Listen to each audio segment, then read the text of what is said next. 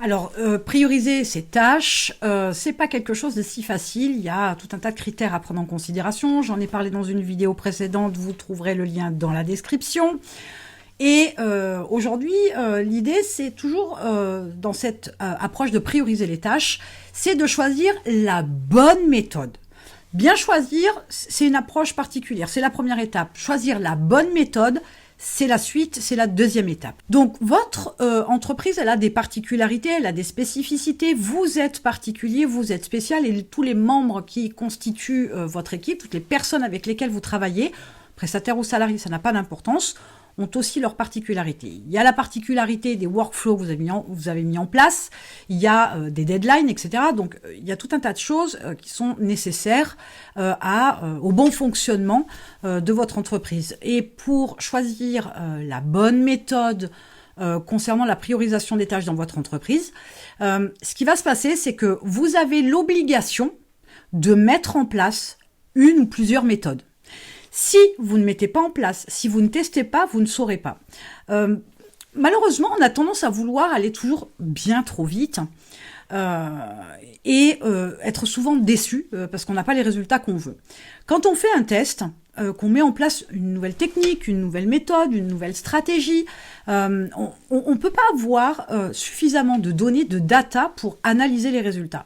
Donc mettre en place une ou plusieurs méthodes pour prioriser ces tâches, déjà je sais bien que ça prend du temps à mettre en place, notamment si vous êtes plusieurs personnes, mais l'idée c'est de ne pas axer sa mise en place sur une seule journée, ça n'a pas de sens, ni sur une semaine, ça n'a pas de sens non plus. Il vous faut quelques semaines pour pas ne parler de quelques mois, mais du temps pour pouvoir voir les effets négatifs, voir les avantages, les inconvénients, voir les approches qu'on peut moduler, ou sur lesquelles on a mis le doigt immédiatement en se disant « Ok, la méthode est pas mal, par contre là on pourrait légèrement modifier, etc. » C'est pas parce qu'il y a une méthode de base qu'elle doit rester de base, bien évidemment.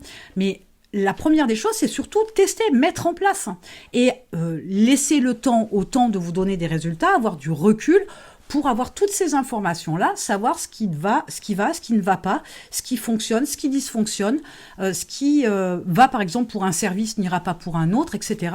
De façon à pouvoir faire un choix plus judicieux, parce qu'on aura des données, vous aurez des données, et ensuite se dire, ok, celle-là, c'est celle qui matche le mieux pour ce service, celle-là, c'est celle qui matche le mieux pour ce workflow, celle-là, c'est celle qui matche le mieux pour cette équipe, etc., etc.